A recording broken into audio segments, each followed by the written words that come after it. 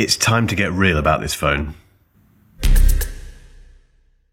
First things first, I have nothing against AI at all. I think Samsung's Galaxy AI, in fact, is the best on the market. It's just polished, it works, it's just brilliant. However, I'm worried that with every new smartphone launch we have at the moment, and it's not just Samsung doing this, it's every brand, there's this massive focus on AI features. But the problem, I think, is that it removes the focus from the phone itself. And if you're watching this video, you've probably watched several other reviews of the S25 Ultra, and you're thinking, I still don't know whether to buy it because people are showing you what the AI stuff is and etc, etc. What's it like as a phone? Now, I ran a poll on this back about 3 or 4 days ago, and 53% of the people who answered it said that AI is marginally useful. 34% said it was very unimportant, and just 5% said it was very important. Bearing in mind, I called the S24 Ultra the best smartphone I've ever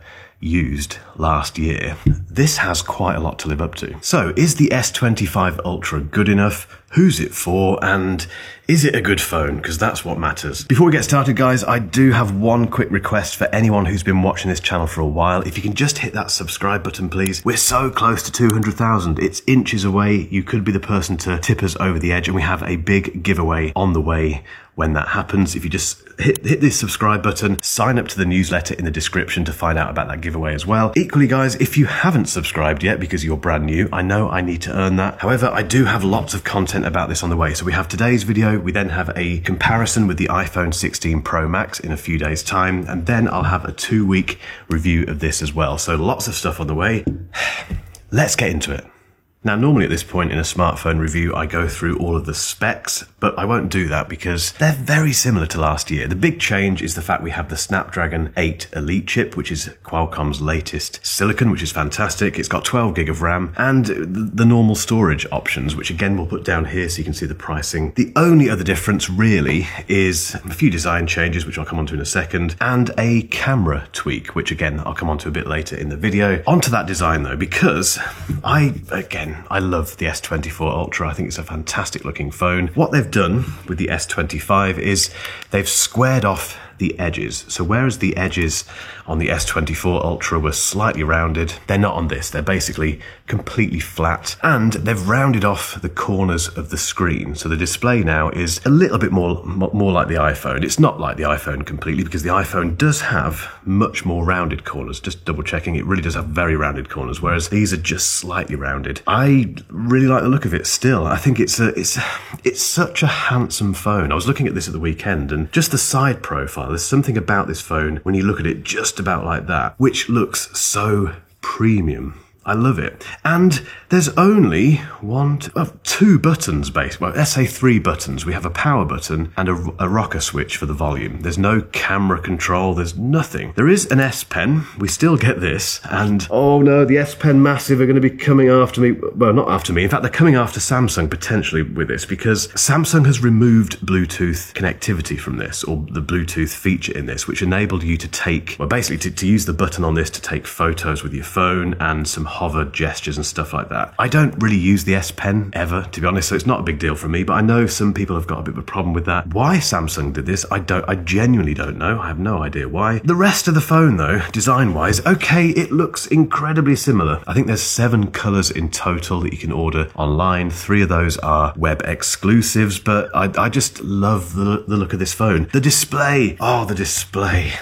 It's the best on the market. This annoyed a few people when I said this last year, but if you don't agree with me, get involved in the comments. I think the display on the S25 Ultra continues the S24 Ultra's best display in the game thing perfectly well, mainly because they haven't really changed it. The only thing they've done, apart from make it slightly bigger, it's 0.1 inches bigger, it has slightly smaller bezels. The only other thing they've done is improve the anti-reflective coating, which was already amazing. Again, the best thing on the market. They've made that a bit better, so it's even better in bright sunlight. I don't know what else Samsung can do with this. There's been a bit of shade thrown at them where people have said that it's just the same, it looks the same. It's a phone, it's going to look the same, but it's, in terms of a flagship device, it's so premium. It's the best. It beats the iPhone now. It does. Sorry, Tim. Let's talk about the camera system, because I think beyond the price and the battery life, that's the most important thing for most people these days. And we have the same specs really as the S24 Ultra, bar one thing in particular. So we have the 200 megapixel wide, we have a 10 megapixel telephoto with a 3x optical zoom, and also a 50 megapixel periscope telephoto with a 5x optical zoom, and a 12 megapixel selfie on the front. The only difference is this 50 megapixel ultra wide. So on the S24 Ultra, it was 12 megapixels, and on this one it's 50. And the only question I had really for the S25 Ultra is, can you do the same job for me as the S24 Ultra? And to test that, bear in mind I've only had this for about 4 days. I took it away with the family to Wales for the weekend, and all I ask from any smartphone when I do that is just take the photos I want. Be reliable, be fast. Yes, you can do a 100x zoom, but like every other smartphone I've tested with this, well, this is what happens. If you go from 1x to I think then 10, then 30, all the way up to 100, this is what the photo generally looks like on any smartphone that does this sort of stuff. It uses AI very heavily to try and fill in the gaps, and unless you've got the best possible conditions, it just doesn't really work very well. But that isn't why we buy phones. We buy phones to take nice photos of stuff normally, and I kind of switch between the ultra wide, which is very good. I managed to get some very nice, sharp and vibrant ultra wide photos. There's not too much distortion. I think that 50 megapixel upgrade has made a bit of a difference. So I went from that to the 1x mainly, obviously, and the quite brilliant 5x. 5x optical zoom is just wonderful. It's just a lovely, lovely focal length. Now, in terms of the quality of these images, I think they are lovely. I think the color reproduction is very accurate. I think they're sharp. There's not too much drama. There's not too much processing. I think the skin tones are nice. I did have a couple of instances where it didn't quite capture the subject, and I think this happened twice, to be fair, out of many, many shots. One of them was of Noah, one of the family dogs. You can see here, for some reason, it's focused on the background. No idea why, but that only happened once. Every other portrait I've taken with this phone has looked lovely. Just let me know what you think in the comments. Now, one thing that is important is that the S25 Ultra needs to be just as fast as the S24 Ultra when it comes to taking photos of fast-moving objects like my 2.5-year-old son. The good news is it is. Now, we have had issues with slow shutter speeds and shutter lag, etc. in previous versions of the S series, but I think Samsung has got rid of that. There are one or two instances here where I didn't quite capture Harrison's movements because he's so fast, but that happens with every phone that I test. 9 times out of 10, it grabbed the photo I wanted. When it comes to video, yes, you can shoot up to 8K still with this phone, which isn't my thing at all, but in terms of 4K video, what I've seen of it so far, and I will cover this in more detail in my 2-week review, it's great. It does a very good job. One thing I have enjoyed using is the smooth zoom, which is the ability, as the name suggests, to smoothly zoom in and out of the frame. I've used this at the beach, I used it in the arcade, and it does a good job. You can see the switching between lenses occasionally, but it's nice to have this on a phone, and it's genuinely useful, I think. And I think Samsung is getting closer to having a proper smooth zoom where you don't see those switches between the lenses. So in terms of the camera system, guys, I've got lots more testing to do, which is on the way, but it's very, very good, and it's flagship worthy. The S25 Ultra is also my first experience of One UI 7, which is Samsung's latest operating system. It's what's the best way of putting this? It's a kind of refinement of One UI 6. It's not a massive change. It's not like going from, iOS 6 to iOS 7 on the iPhone, but it's just more refined. It just looks a bit better, basically. And I think, I was about to say something then. Do I say it? I think it's better than iOS. And the reason I say that, putting the obvious, the ecosystem to one side, it just feels nicer to use. There's something about One UI 7 which is really, really lovely. And in terms of performance, just very quickly, it's got the latest Snapdragon. It's got the Snapdragon 8 Elite, which means it's very, very quick. And Samsung has the benefit of having a kind of tweaked version for them. So I think they call it the Snapdragon 8 Elite for Galaxy, I think. Basically, they get the chance to tweak it for this phone. So if you're after a flagship phone that's very fast and can do all the gaming, can do all the benchmarks, etc.,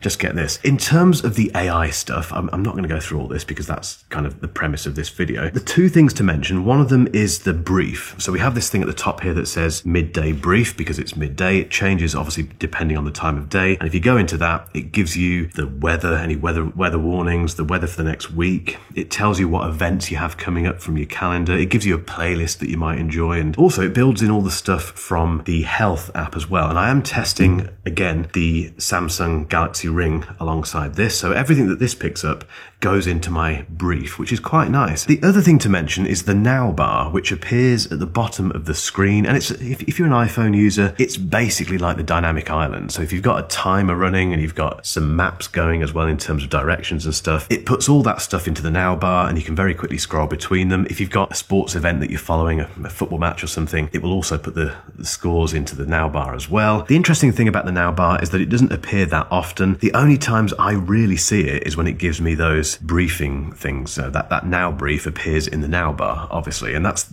pretty much the only time I see it, apart from when I've been running timers and things. And equally, it's not hiding anything up here like the dynamic island. It's just a thing that appears when you need it. Oh, the other thing to mention is battery life, and that is, like I mentioned earlier, I think one of the most important things for most people who buy a smartphone. The battery life on the S25 Ultra is amazing. It's easily one of the best that I've used, and it does, I think, beat the iPhone 16 Pro Max. I don't do benchmarks with this because I can't be bothered, but just the feeling that I get with this phone is that it's got more stamina than this. So at the end of every day over the last 3 or 4 days, it's had at least 40% left, and I've been doing a lot of stuff with it, a lot of photos, a lot of testing, a lot of setting up and stuff. Oh, and also that was with the resolution turned up to the max, so QHD plus. The brightness is quite bright as well. It's, again, flagship worthy.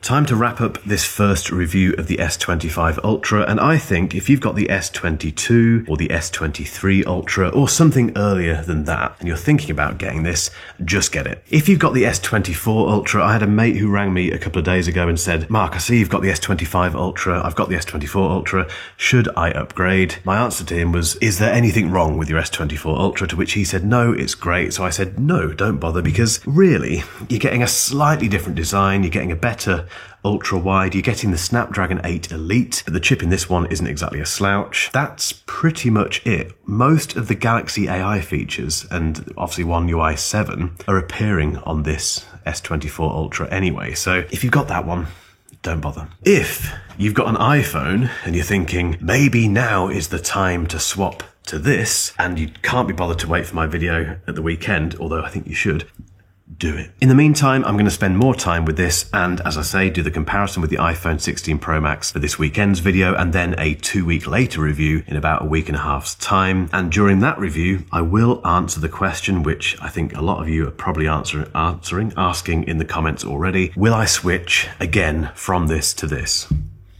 Let's see. Thanks for watching, guys. Give me a thumbs up, hit subscribe, and I'll see you in the next one.